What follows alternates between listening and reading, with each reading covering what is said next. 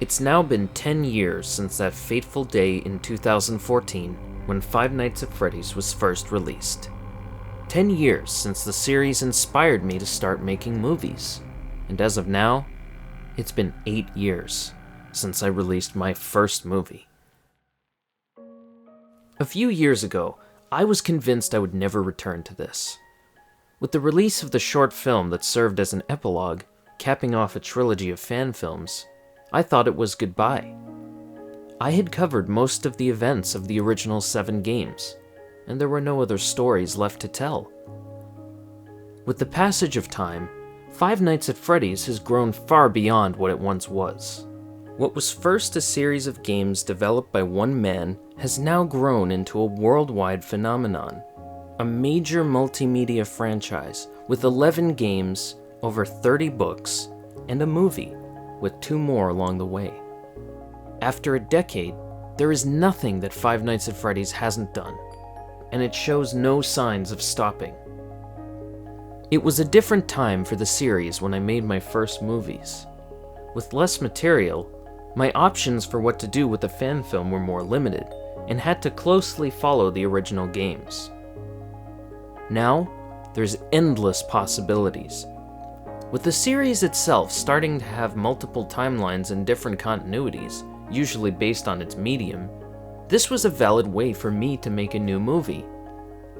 If it had nothing to do with the older ones and was a fresh reset, I could cast some of the same actors in new roles, and I could start fresh with a much more in-depth understanding of the lore of the series after new things were revealed over the years.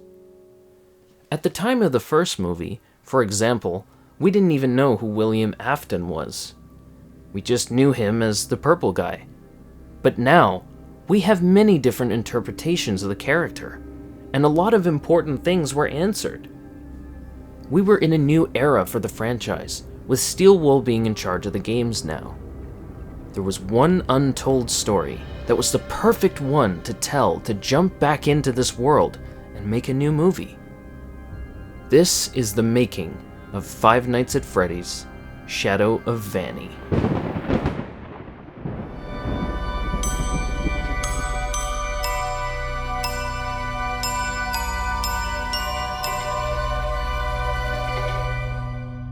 The year was 2019. The first VR entry in the Five Nights at Freddy's series was released, called Help Wanted. It gave us familiar scares and environments to play the game in, revisiting the classic games from a new perspective.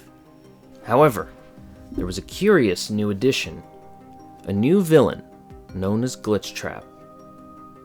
Ever since I first saw him, I always thought it would be fun to make a costume of this character, especially because unlike the other animatronics, this was clearly a handmade suit, meant to be worn by an actual person. I thought it was such a shame that there was no room in the story to make a new movie that would include him and give me a good excuse to make a costume. But it's also important to note that time did need to go by for there to be new subjects presented by the official series to make a movie about. For a couple of years, there was an ambiguous period where the games had been passed down to Steel Wool, and until Security Breach released in 2021, there was a lot of time without a completely original new game to open the doors for new possibilities. Getting back to Help Wanted, little did I know that the game would introduce us to yet another new villain, revealed in the DLC released later that October. In the Corn Maze minigame, if you collected all 4 keys and found the secret purple key, you would unlock the door to an underground bunker. There, you'd find a mask. After doing this, wearing the mask while holding the Glitchtrap plush obtained from beating the game, you'd hear an interesting half of a conversation between Glitchtrap and his follower, later known to be the new villain named Vanny. Like all the other fans, I waited patiently to see what lied in store for the character. On ScottGames.com, teasers for the upcoming game's Security Breach would occasionally update. In one instance, a subtle yet interesting change would happen.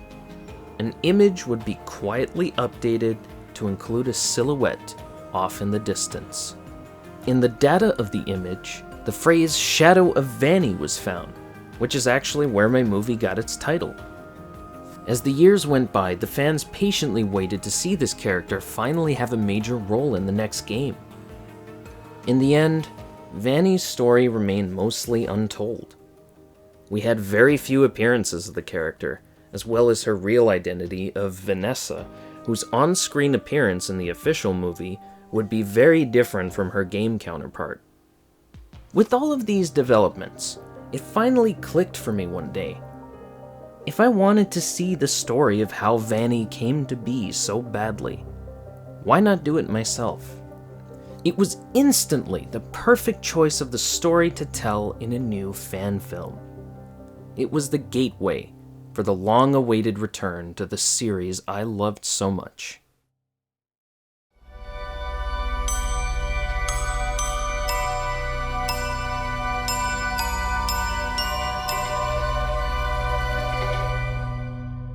In the midst of making my second movie, the role of Charlie Emily from the Silver Eyes trilogy was left without an actress for a long time. That was when I met Emmanuelle. Being a girl who loved filmmaking and acting, her having a small role in the movie frustrated me. Her acting talent was undeniable, and sadly there were not many scenes for her to be in. But the future was bright. When I started this project, there was little to no doubt that she would be taking the starring role. It was a huge relief knowing the character would be in good hands. Because of this, I needed to deliver a strong script, which would push the acting to the limit. It made perfect sense, being much more focused on the psychological aspect of the scary things that were happening, instead of the more traditional jump scares that defined Five Nights at Freddy's up until that point. Before the story was finished, some things were set in stone, such as Vanny's costume and personality. If you're curious about how I made the costume, I've actually made a separate video focusing on that, since I filmed the entire process of making Vanny's head. What I loved about the costume is that it was a completely new challenge for me. Ironically, while her official design is meant to look like an amateur put together scraps of fabric and made a costume for the first time, in real life it's actually really hard to make it in pieces like that.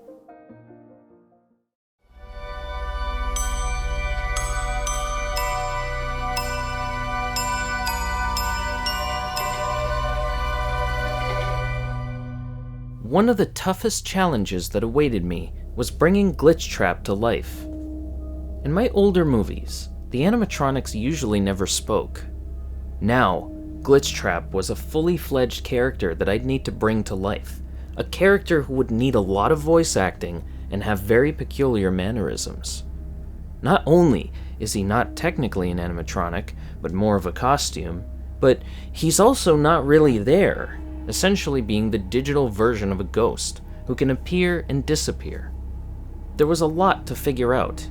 I figured the best place to start was to figure out his voice. There's been a lot of debate on whether William Afton even is Glitchtrap, with many believing that he's a branch of code from the Mimic. In my movie, it was simple. The decision was made that Glitchtrap was William. I told myself when I was doing this, when I was coming up with this project, I was just like, yep, when you play William Afton, this has to be the performance of a lifetime. Like, you must put everything into it. So I'm trying to do that. I'm trying to live up to that. This is real. What are you? That is a question with a multitude of different answers. For simplicity's sake, you could just call me Bill.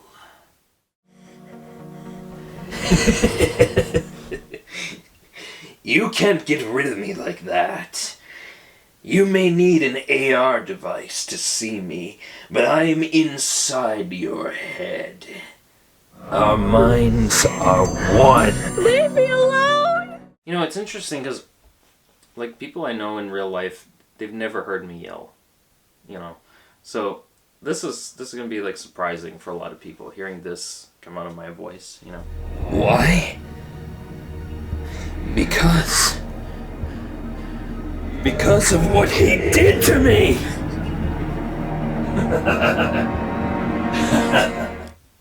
It sounds good. It wasn't enough to just use the raw recordings of my voice. It needed more power to it, and to sound more like the reference, which meant it needed to be processed. So here's the unaltered line. There's 3 takes of it. My final command to you is to give Vanessa the mask. So, start by adding 5 bass. Now these things are already programmed in. Then you reverse it, add some reverb. These are all the settings that are already there. Then you reverse it again, and then you normalize it. This is important, because it's kind of quiet. Normalization makes it like a normal volume, basically.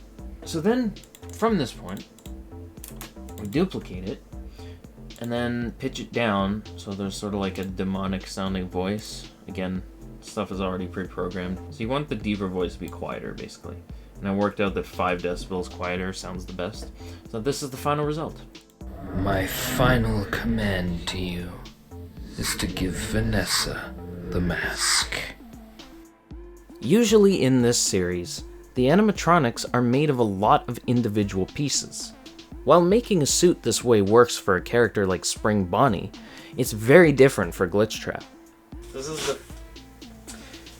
Did you just rip?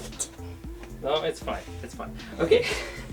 This is the first on-screen appearance of Glitchtrap. So here's the process of the costume. Because why not? So there's this foam thing. You put this on. So then put this after. You have to kind of climb into it because it's like one thing. Okay. This looks silly, but he will be scary after, I promise. So... Don't rip it. You have to kind of adjust it. This is why you put the foam first. And then... put the shoulders. Okay. Do you need help? Yeah, there's a zipper on the back. Alright. So here he is in his complete costume, and now we have the head to finish it off. This you have to put sideways, and then you turn it, and then there he is. Oh, it's so creepy. For him, I'd need to make a head and essentially create a onesie with a vest that goes on top of it. I ended up making the torso and pelvis pieces out of foam to go underneath the onesie. The onesie was designed with the zipper on my back so that the front looks flawless, and then the zipper gets covered by the vest. The head would just be an oversized helmet, essentially, with the eyes being transparent, allowing me to see through it. The way that I made the eyes light up was pretty simple. In the empty space where his snout is, I just put a single LED light that could turn purple. The eyes are the only space for the light to escape. When wearing his costume, I could only film for short amounts of time. All these different layers were very warm, and I'd be exhausted once a scene was done. On top of this, it was a very physical performance. At the end of the day, it was a lot of exhausting work to bring Glitchtrap to life. But I'm really proud of how he turned out, because I think he's a character unlike any other that I've played before.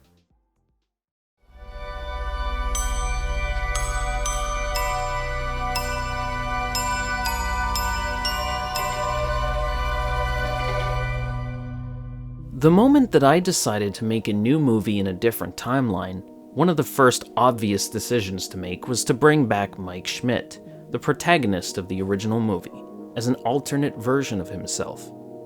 My movie originally began in 2024, during Vanessa's storyline.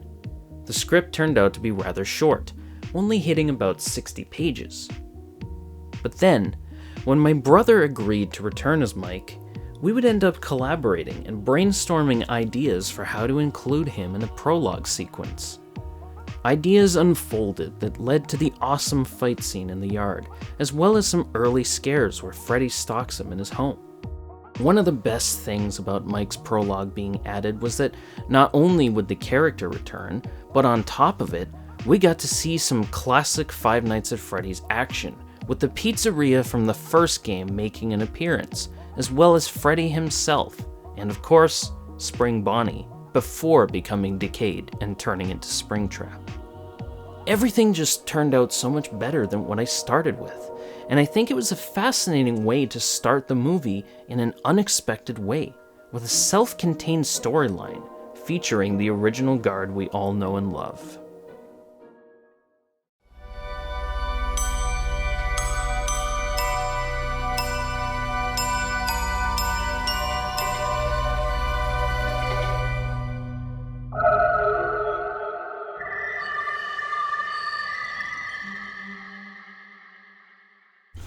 Hello everyone, it's June 24th.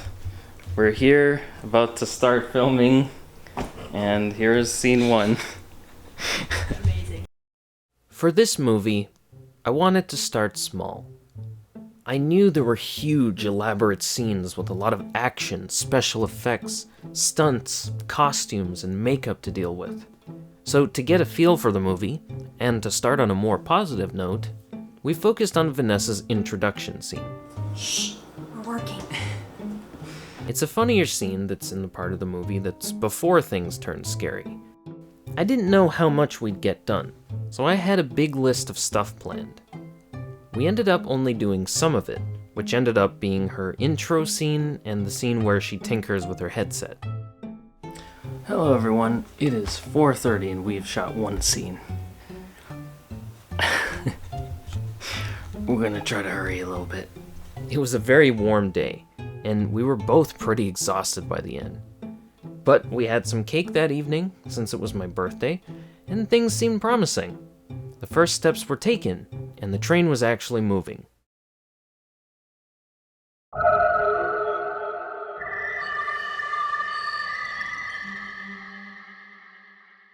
Soon after starting, work began on the big action scene near the beginning of the movie. I had never attempted a live-action fight that was this elaborate before. Or I'll grab you like this. Well, right, I feel like right hand would be. no, because you're gonna punch me in the nose after. So this arm catches, and then there's gonna be like a reaction shot of where we added blood to my face. That was close. The very tip. Yes. There were a lot of things about the scene that were difficult. It was outside, at night, and we encountered many technical problems.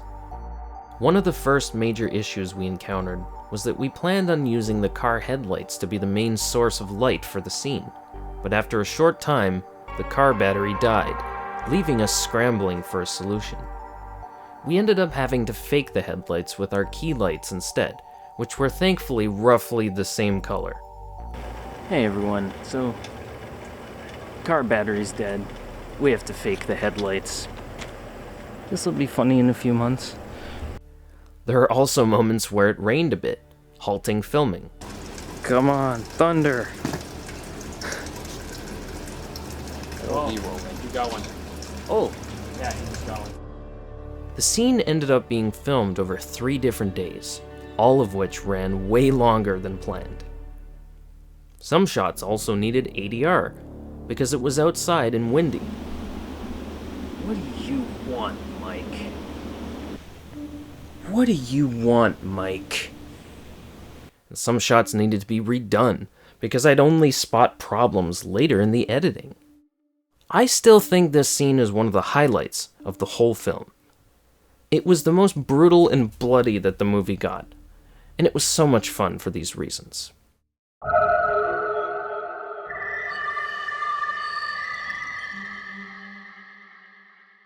One of the most difficult scenes to make in this movie was the big turning point where Vanessa decides to be brave and meet Glitchtrap head-on.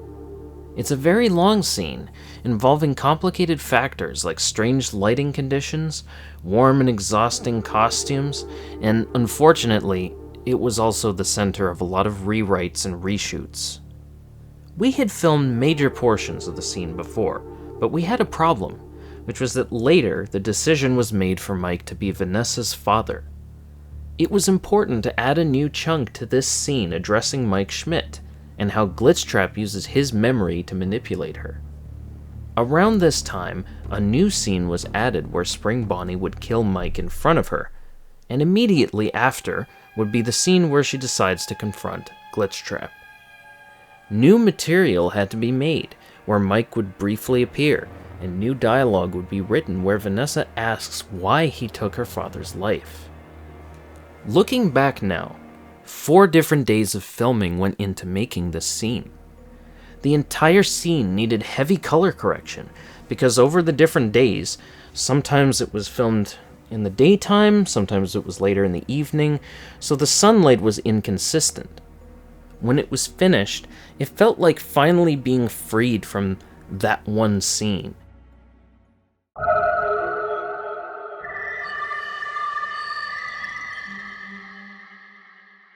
With winter quickly approaching, what followed was a hectic period where we had to film a lot of stuff outside while the weather was still nice. We had to beat this before the snow fell, and if it did, we'd have 3 to 4 months where we couldn't film outside. Unfortunately, a lot of what we filmed outside was very inconsistent.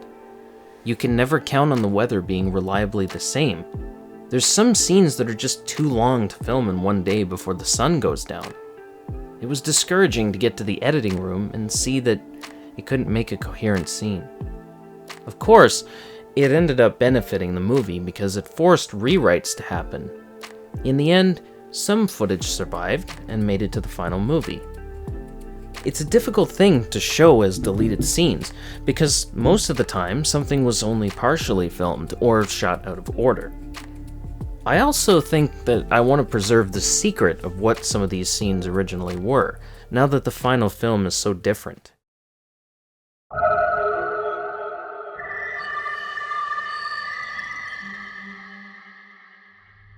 The next major sequence to tackle was the climactic confrontation between Vanessa, now Vanny, and Michael Afton. Emotions would be intense, the action would be tense and scary, and all the hardest things to do in a movie would happen in this scene. Visual effects, stunts, cumbersome costumes, crying on camera, nothing was off limits. We were both exhausted when filming was done, but it fits perfectly for what's happening in that scene. More important than anything, we needed this scene so that Vanny could be at her full strength, in full villain mode. Both Vanessa and Michael have crossed unforgivable lines.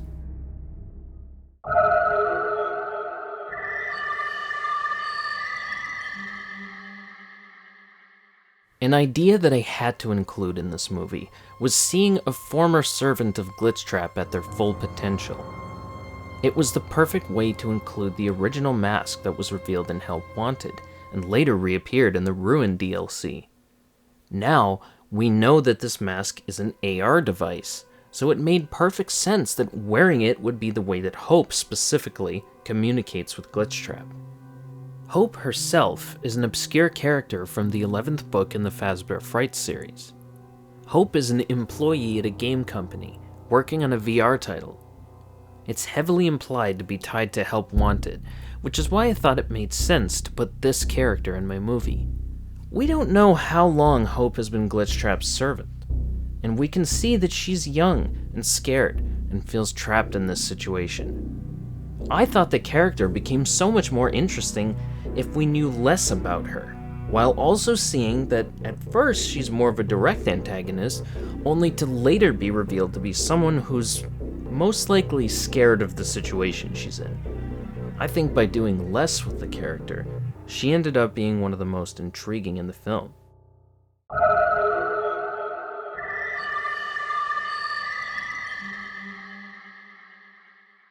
We ended our shoot with a huge weekend where we tried to wrap up everything as fast as we could. That huge weekend, we managed to film all of M's footage, with us filming key moments like the finale with Glitchtrap being defeated, as well as the scene where Vanessa talks to her future self with blonde hair. Shortly after that, I tied up any loose ends by filming some of the stuff I missed, like small insert shots and things I only realized that I needed after editing. One of the final things that I did was also Springtrap's footage in front of the blue screen.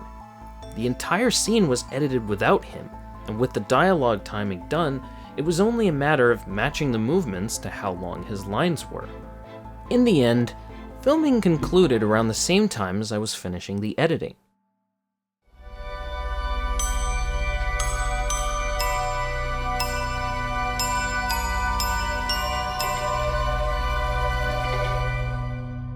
One of the most exciting things about this project is that it gave me the opportunity to include Spring Bonnie at his full potential, as well as Springtrap 31 years later.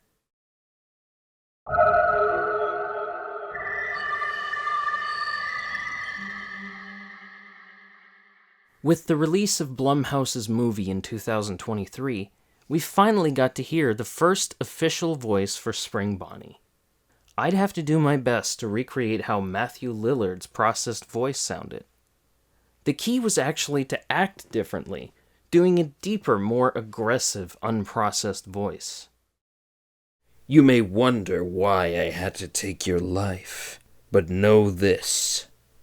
You have now served a greater purpose. You may wonder why I had to take your life, but know this. You have now served a greater purpose. I told you I wouldn't die. I told you I wouldn't die.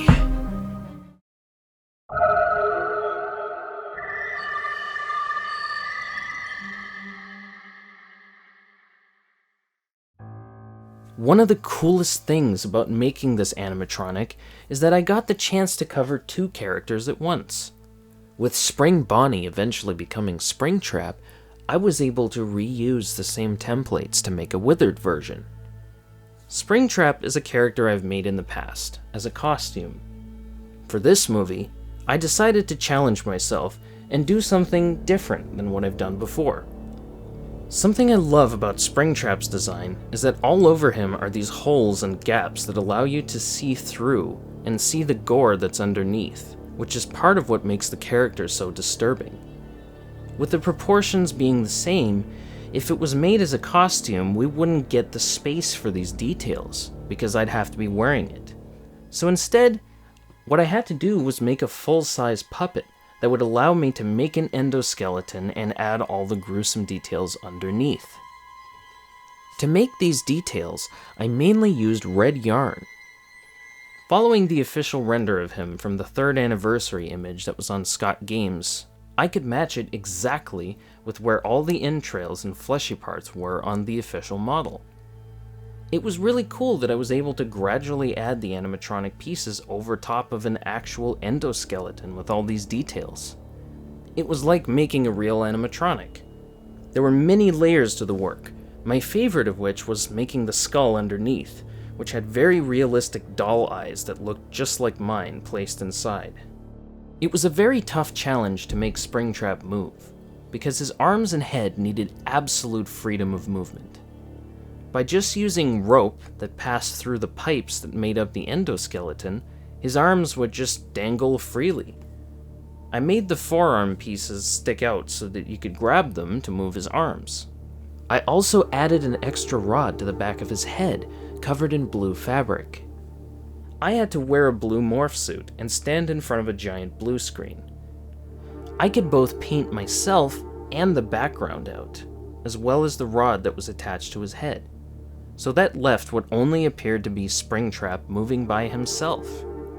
He was the toughest character to bring to life, but the final shots looked great.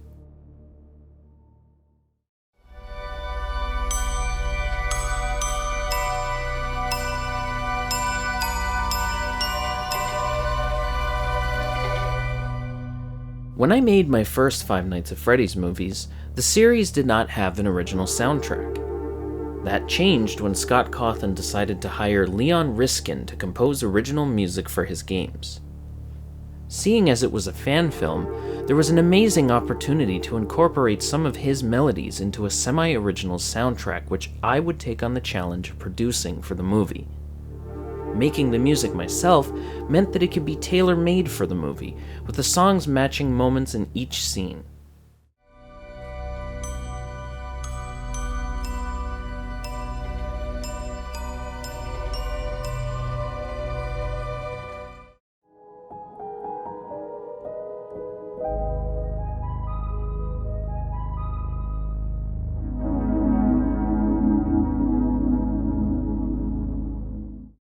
Using FL Studio, I got to work. To start off, I steered clear of the Blumhouse movie's soundtrack, because the music of the games serves more as background ambience. One of the greatest sources of music is the game Ultimate Custom Night, where most of the soundtrack is meant to be just ambience for the duration of each night. Many times, some of my favorite moments in my soundtrack are adaptations and covers referencing music from this game specifically, such as the scene during Mike's introduction.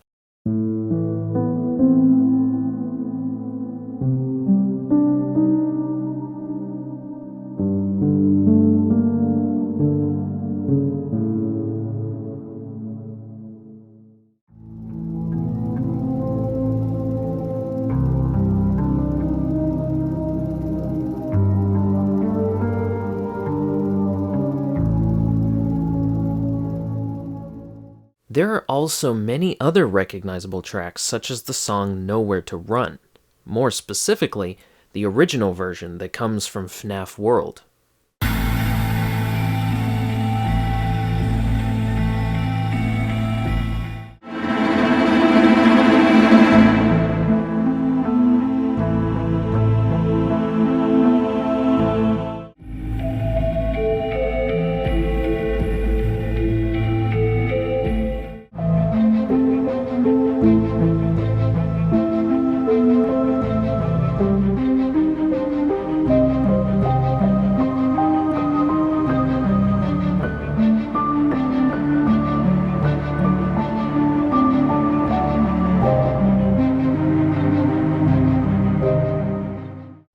Out of all the music the series has to offer, one of my favorite tracks is called Last Breath.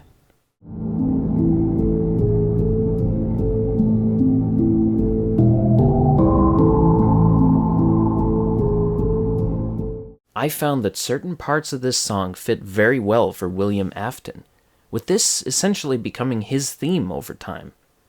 Among the most noteworthy moments in the movie are when Glitchtrap calls himself Bill. You could just call me Bill. You're the yellow. Or whenever he's walking to his shed, where both a sad and triumphant version of the song play.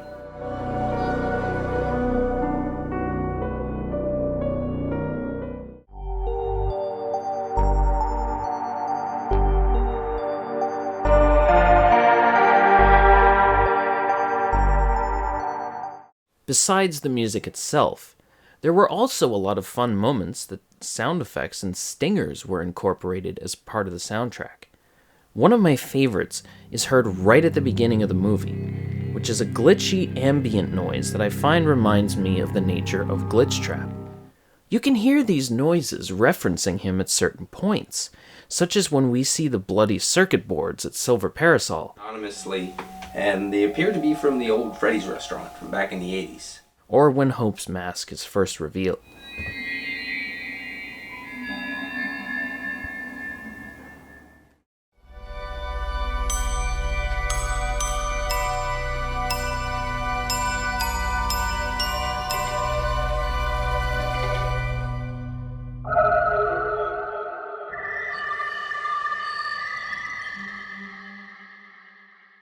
When I was writing this movie, I was so excited at the idea of getting to make a digital environment of the pizzeria from the first game. Now that we have much better reference material, thanks to the pizzeria being the hub world in Help Wanted, I could be a lot more precise and accurate when modeling the pizzeria myself. So here I have basically one table with 10 chairs, and there are 6 of these in the main hall in the Five Nights at Freddy's 1 map. I've got the empty map. This is a wireframe view we're actually going to be lining up these tables with these lights, because that's how it's lined up in the Help Wanted map. We're going to essentially, like, hide everything except for these 6 lights and the floor. So that way it's lighter on processing. I'm gonna copy this, and we're gonna paste it, and we're gonna selection to cursor, paste, put it over that, and paste, and there you go. And now we're gonna move them down, and we're just gonna slightly clip it, just a little bit. So there you have it.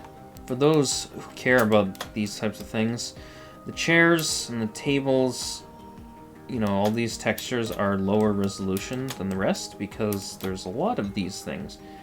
There's like almost 200,000 verts. We're going to unhide everything else. And there you have it. Now our pizzeria is populated with desks and chairs. It always bothered me that I was only able to build a set of the office and the 2 hallways for the original movie. So this was finally a chance to have a scene in the main area. My goal was for this to be the most photorealistic model that I've ever made. It had to look like live action and not like animation. To start, it was clear that the design needed to be a hybrid of the pizzeria from Help Wanted and Scott's original design, combined with elements that I would change to make it look more realistic looking. If you pay close attention, there are some differences between Steel Wool's pizzeria and Scott's, such as the Celebrate poster being on the wall only in Help Wanted.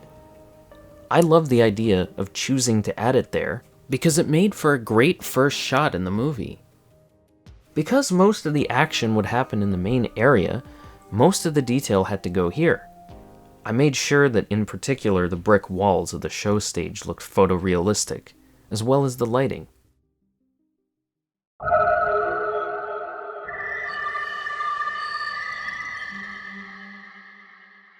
The other major 3D work would be for Princess Quest. I had the idea of making a VR version of the game, which would be animated in first person. Ironically, while working on this, we would get an official playable VR version of the game in Help Wanted 2. It was a lot of fun to convert the 2D images of the princess into an actual 3D model, and I got to put in some fun details like her crown bouncing up and down her head for each shot that she's walking. Different parts of the model also emit light, which made some shots look a lot cooler. What I love is that thanks to this sequence being in the movie, I created all these assets and I could use these models and environments again for the end credits.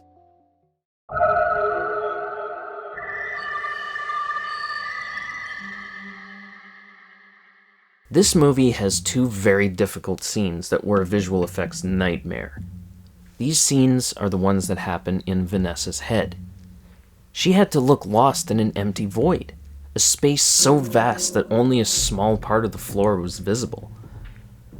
I needed to create a giant floor model and light it based on the shots I filmed in front of the green screen. That way, I could scale down the footage and make the space seem endless in all directions. The other scene, the one near the end of the movie, was the same idea. Everything was shot on both a blue and green screen because Vanny has a blue bow tie that would disappear in front of the blue. Vanny would need to stand on the green side, and Glitchtrap would have to stand on the blue side. While these were extremely difficult scenes to complete, they're the scenes with the most freedom, because I wasn't limited by the space I was filming in. The only limit was how hard I was willing to work,